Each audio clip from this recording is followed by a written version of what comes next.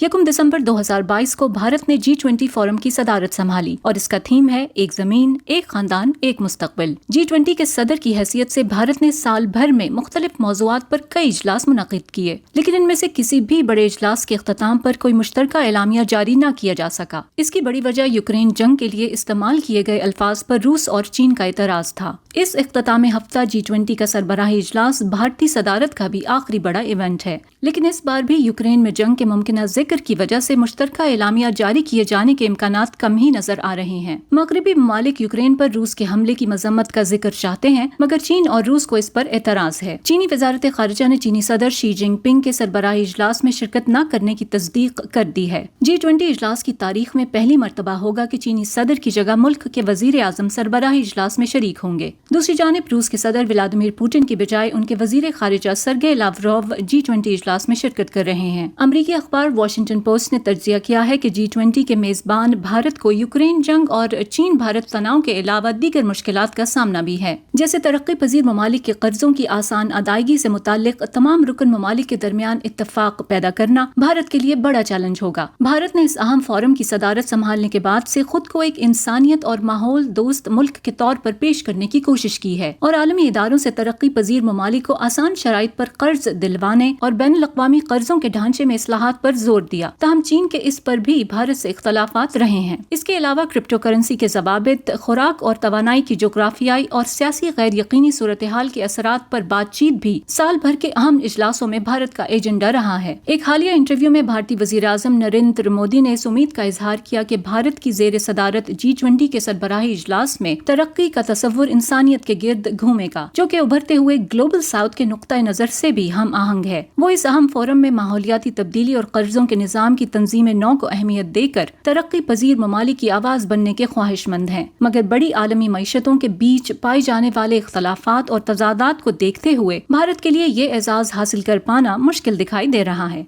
Pfizer Bukhari, voice of America.